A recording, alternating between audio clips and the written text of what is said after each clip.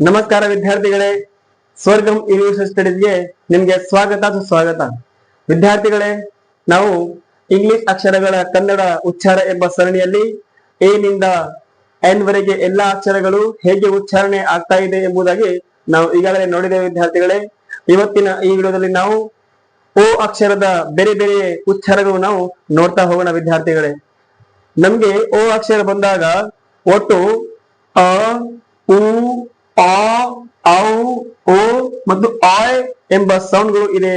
ವಿದ್ಯಾರ್ಥಿಗಳೇ, ಇಲ್ಲಿ ಗಮನಿಸಬೇಕು, ಓ ಅಕ್ಷರ ಬಂದಾಗ ನಮ್ಗೆ ಓದುವಾಗ ಇಂಗ್ಲಿಷ್ ಪ್ರೊನೌನ್ಸಿಯೇಷನ್ ಮಾಡುವಾಗ ನಾವು ಓ ಅಕ್ಷರ ಬಂದಾಗ ನಮಗೆ ಇರುವಂತದ್ದು ಅ, ಉ, ಆ, ಔ, ಓ ಮತ್ತು ಆಯ್ ಎಂಬ ಉಚ್ಚಾರಣೆಗಳಿವೆ. ವಿದ್ಯಾರ್ಥಿಗಳೇ, ಇದನ್ನು ನೀವು ಗಮನಿಸಬೇಕು.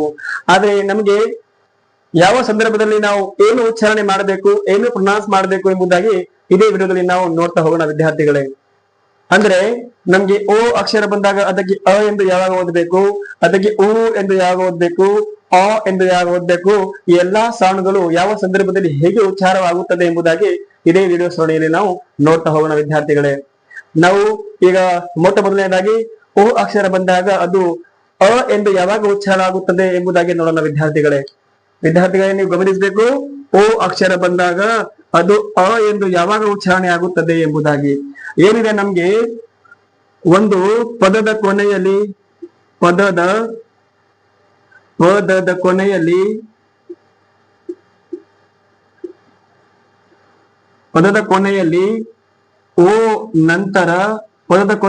ಓ ನಂತರ ಆರ್ ಅಥವಾ ಪದದ ಕೊನೆಯಲ್ಲಿ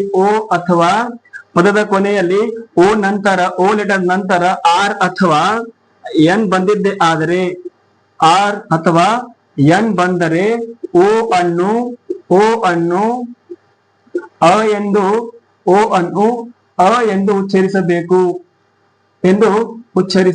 ವಿದ್ಯಾರ್ಥಿಗಳೇ, ಇದನ್ನು ನೀವು ಗಮನಿಸಬೇಕು. ವಿದ್ಯಾರ್ಥಿಗಳೇ, ನೀವು ಇಲ್ಲಿ ಗಮನಿಸಿದಿರಿ ವಿದ್ಯಾರ್ಥಿಗಳೇ, ಏನೆಂಬುದು ಓ ಅಕ್ಷರ ಬಂದಾಗ ಅದು ಎ ಎಂದು ಯಾವಾಗ ಉಚ್ಚಾರಣೆ ಆಗ್ತಾ ಇದೆ. ನಮ್ಗೆ ಒಂದು ಪದದ ಕೊನೆಯಲ್ಲಿ ಓ ನಂತರ ಆರ್ ಬಂದರೆ ಅಥವಾ ಓ ನಂತರ ಎನ್ ಬಂದರೆ ಅದಕ್ಕೆ ನಾವು ಅ ಎಂದು ಉಚ್ಚಾರಣೆ ಮಾಡಬೇಕು ಎಂಬುದಾಗಿ.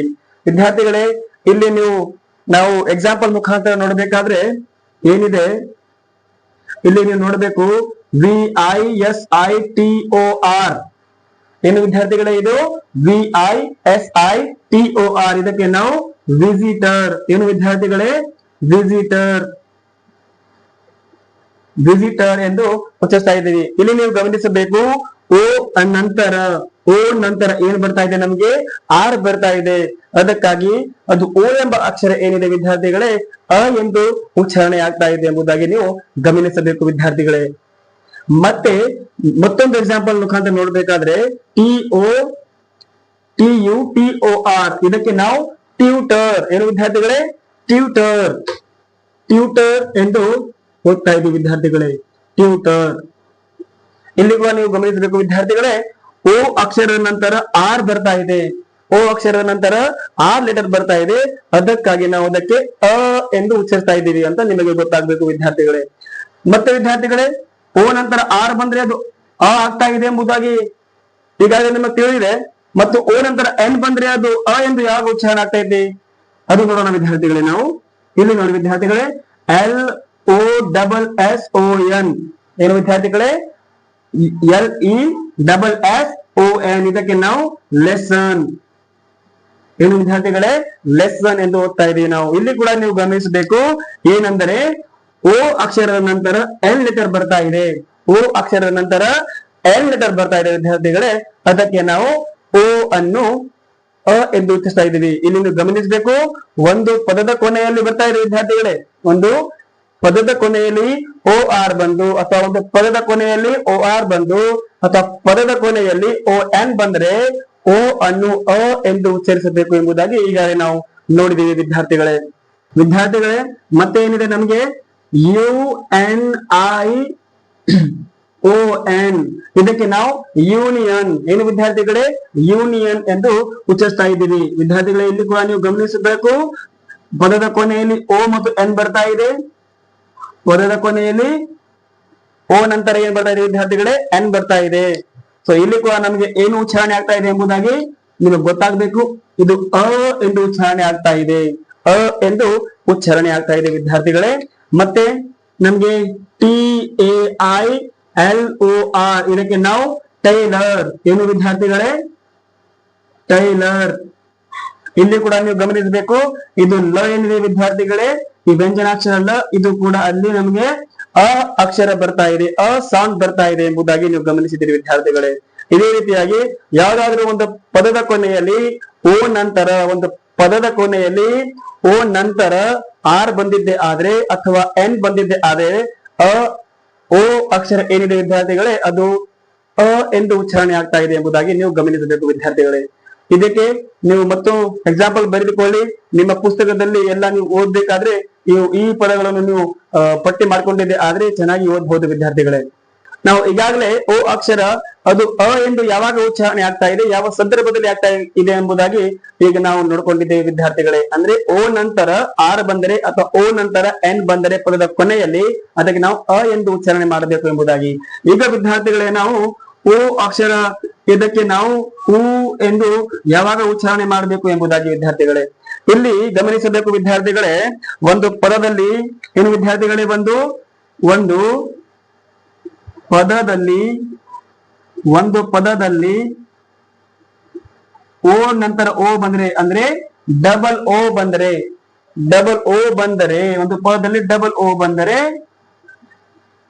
ಅದಕ್ಕೆ ನಾವು ಊ ಎಂದು ಉಚ್ಚರಿಸಬೇಕು, ಊ ಎಂದು ಉಚ್ಚರಿಸಬೇಕು ವಿದ್ಯಾರ್ಥಿಗಳೇ. ಇದಕ್ಕೆ ಏನು ಸ್ಪೆಷಲ್ ಇಲ್ಲ ವಿದ್ಯಾರ್ಥಿಗಳೇ. ಡಬಲ್ ಓ ಬಂದಿದ್ದೆ ಆದ್ರೆ ಅದಕ್ಕೆ ನಾವು ಏನು ಉಚ್ಚಾರಣೆ ಮಾಡಬೇಕು ವಿದ್ಯಾರ್ಥಿಗಳೇ, ಊ ಎಂದು ಉಚ್ಚರಿಸಬೇಕು ಎಂಬುದಾಗಿ ನೀವು ಇಲ್ಲಿ ಗಮನಿಸಬಹುದು ವಿದ್ಯಾರ್ಥಿಗಳೇ. ನಾವು ಉದಾಹರಣೆ ನೋಡ್ಬೇಕಾದ್ರೆ ಇಲ್ಲಿ SSON, ಇದಕ್ಕೆ ನಾವು ಸೂನ್ ಏನು ವಿದ್ಯಾರ್ಥಿಗಳೇ, ಸೂನ್ ಅಂತ ಉಚ್ಚಾರಣೆ ಮಾಡ್ತಾ ಇದ್ದೀವಿ ವಿದ್ಯಾರ್ಥಿಗಳೇ. ಇಲ್ಲಿ ನಮ್ಗೆ MOOD, ಇದಕ್ಕೆ ನಾವು ಮೂಡ್ ವಿದ್ಯಾರ್ಥಿಗಳೇ. ಇಲ್ಲಿ ನೀವು ಗಮನಿಸಬೇಕು, ಡಬಲ್ ಓ ಬರ್ತಾ ಇದೆ, ನಮ್ಗೆ ಏನಂತ ಉಚ್ಚಾರಣೆ ಆಗ್ತಾ ಇದೆ, ಇಲ್ಲಿ ನಮ್ಗೆ ಊ ಒಂದು ಅಕ್ಷರ ಏನಿದೆ ಅದು ಸೌಂಡ್ ಆಗ್ತಾ ಇದೆ ಎಂಬುದಾಗಿ ಇದನ್ನು ನೀವು ಗಮನಿಸಬೇಕು ವಿದ್ಯಾರ್ಥಿಗಳೇ. ಮತ್ತೆ ವಿದ್ಯಾರ್ಥಿಗಳೇ, ನೀವಿಲ್ಲಿ ಗಮನಿಸಬೇಕು, MOON, ಇದಕ್ಕೆ ನಾವು ಮೂನ್, NOON, ಇದಕ್ಕೆ ನಾವು ನೂನ್. ಇದೇ ರೀತಿಯಾಗಿ ಎಲ್ಲಿ ಡಬಲ್ ಓ ಬರುತ್ತಾ ವಿದ್ಯಾರ್ಥಿಗಳೇ, ಅಲ್ಲಿ ನಾವು ಊ ಎಂದು ಉಚ್ಚಾರಣೆ ಮಾಡಬೇಕು ಎಂಬುದಾಗಿ ಇದು ನಿಮಗೆ ಗೊತ್ತಾಗಲಿ ವಿದ್ಯಾರ್ಥಿಗಳೇ.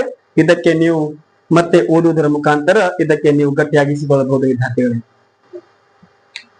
ವಿದ್ಯಾರ್ಥಿಗಳೇ. ನಮಗೆ ಈಗೇನಿದೆ ಓ ಅಕ್ಷರ ಅದು ಅ ಎಂದು ಯಾವಾಗ ಉಚ್ಚಾರಣೆ ಆಗುತ್ತೆ ಎಂಬುದು ನೀವು ಇಲ್ಲಿ ಗಮನಿಸಬೇಕು ವಿದ್ಯಾರ್ಥಿಗಳೇ. ಓ ಅಕ್ಷರ ಬಂದಾಗ ಅದಕ್ಕೆ ಅ ಎಂದು ಯಾವಾಗ ಉಚ್ಚಾರಣೆ ಮಾಡಬೇಕು ಎಂಬುದಾಗಿ ಇಲ್ಲಿ ನೀವು ಗಮನಿಸಬೇಕು ವಿದ್ಯಾರ್ಥಿಗಳೇ. ಎರಡು ಕಾನ್ಸನೆಂಟ್ ಲೆಟರ್ ಗಳ ನಡುವೆ ಏನು ವಿದ್ಯಾರ್ಥಿಗಳೇ, ಓ ಬಂದರೆ, ಎರಡು ಕಾನ್ಸನೆಂಟ್ ಲೆಟರ್ ಗಳ ನಡುವೆ ಓ ಬಂದರೆ ಓ ಅನ್ನು ಅ ಎಂದು ಉಚ್ಚರಿಸಬೇಕು ವಿದ್ಯಾರ್ಥಿಗಳೇ. ನೀವು ಗಮನಿಸಬೇಕು ಸ್ಟೇಟ್ಮೆಂಟ್ ಏನಿದೆ ವಿದ್ಯಾರ್ಥಿಗಳೇ, ನಮಗೆ ಎರಡು ಕಾನ್ಸನೆಂಟ್ ಲೆಟರ್ ಗಳ ನಡುವೆ ಓ ಬಂದಿದ್ದೆ ಆದ್ರೆ ಓ ಅನ್ನು ಅ ಎಂದು ಉಚ್ಚರಿಸಬೇಕು ಎಂಬುದಾಗಿ ನೀವು ಇಲ್ಲಿ ಗಮನಿಸಬೇಕು ವಿದ್ಯಾರ್ಥಿಗಳೇ. ROD, ಇದಕ್ಕೆ ನಾವು ರಾಡ್ ಎಂದು ಉಚ್ಚರಿಸ್ತಾ ಇದ್ದೀವಿ ವಿದ್ಯಾರ್ಥಿಗಳೇ. ಏನು ರಾಡ್, ಏನು ವಿದ್ಯಾರ್ಥಿಗಳೇ, ಇದು ರಾಡ್ ಎಂಬುದಾಗಿ. ಮತ್ತೆ ವಿದ್ಯಾರ್ಥಿಗಳೇ, ನೀವು ಇಲ್ಲಿ ಗಮನಿಸಬೇಕು NOT, ಇದು ನಾಟ್, ಏನು ವಿದ್ಯಾರ್ಥಿಗಳೇ, ನಾಟ್, ಏನು ವಿದ್ಯಾರ್ಥಿಗಳೇ ಗಮನಿಸಬೇಕು ಇಲ್ಲಿ ನಾಟ್ ಎಂಬುದಾಗಿ. ಇಲ್ಲಿ ನೀವು ಗಮನಿಸಬೇಕು, ಎರಡು ಕಾನ್ಸನೆಂಟ್ ಲೆಟರ್ ಗಳ ನಡುವೆ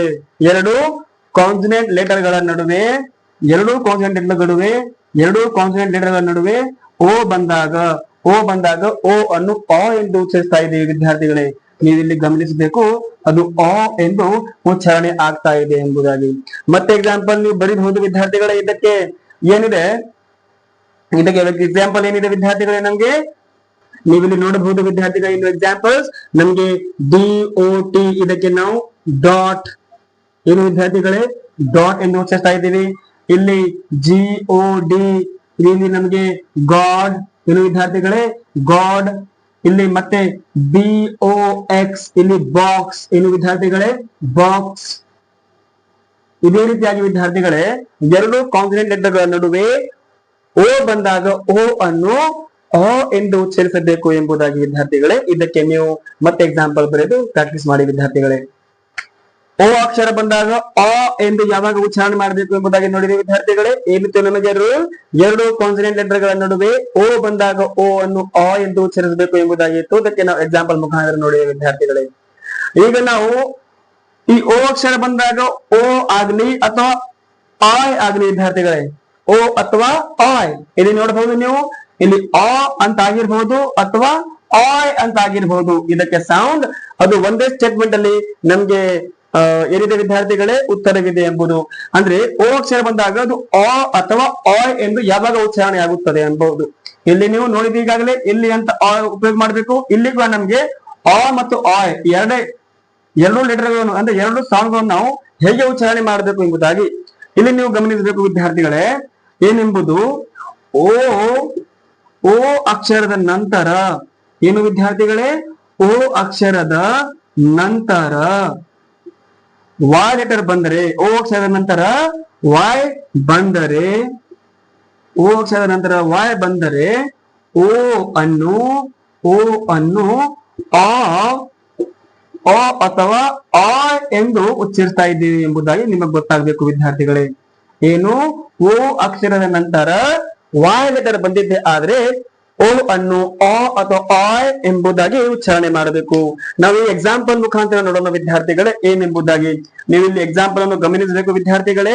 ಏನಿದೆ ನಮಗೆ ಎಕ್ಸಾಂಪಲ್, ನೀವು ಈಗಾಗಲೇ ಕೆಲವೊಂದು ಶಬ್ದವನ್ನು ಓದಿರ್ತೀರಾ ವಿದ್ಯಾರ್ಥಿಗಳೇ. ನೀವು BO ಏನಿದೆ ಆಯ್ ಏನು ವಿದ್ಯಾರ್ಥಿಗಳೇ BOY, ಇದಕ್ಕೆ ನಾವು ಬಾಯ್ ಏನು ವಿದ್ಯಾರ್ಥಿಗಳೇ ಬಾಯ್ ಎಂದು ಉಚ್ಚರಿಸ್ತಾ ಇದ್ದೀವಿ. ಇಲ್ಲಿ ನೀವು ಗಮನಿಸಬೇಕು, ಓ ಅಕ್ಷರ ನಂತರ ಏನ್ ಬರ್ತಾ ಇದೆ, ವಾಯ್ ಬರ್ತಾ ಇದ್ರೆ ಅದಕ್ಕೆ ನಾವು ಆ ಅಥವಾ ಆಯ್ ಎಂಬುದಾಗಿ ಉಚ್ಚಾರಣೆ ಮಾಡಬೇಕು ವಿದ್ಯಾರ್ಥಿಗಳೇ ಬಾಯ್.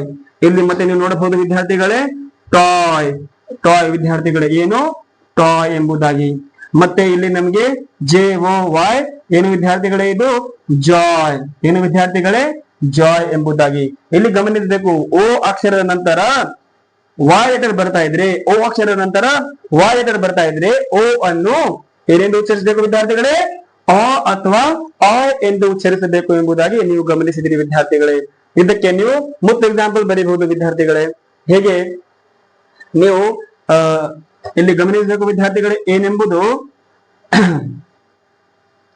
ROY ರಾಯ್ ಏನು ವಿದ್ಯಾರ್ಥಿಗಳೇ ರಾಯ್. ಇದೇ ರೀತಿಯಾಗಿ ನೀವು ಬರೆದಿದ್ದೆ ಆದ್ರೆ, ನೀವು ಓದಿದ್ದೆ ಆದ್ರೆ ಅದಕ್ಕೆ ನಾವು ಕರೆಕ್ಟ್ ಪ್ರೊನೌನ್ಸಿಯೇಷನ್ ಮಾಡ್ಲಿಕ್ಕೆ ಸಾಧ್ಯ ಆಗುತ್ತೆ ವಿದ್ಯಾರ್ಥಿಗಳೇ. ಇದನ್ನು ನೀವು ಮತ್ತೆ ಎಕ್ಸಾಂಪಲ್ ಬರೆದುಕೊಂಡು ಅಭ್ಯಾಸ ಮಾಡಿ ವಿದ್ಯಾರ್ಥಿಗಳೇ.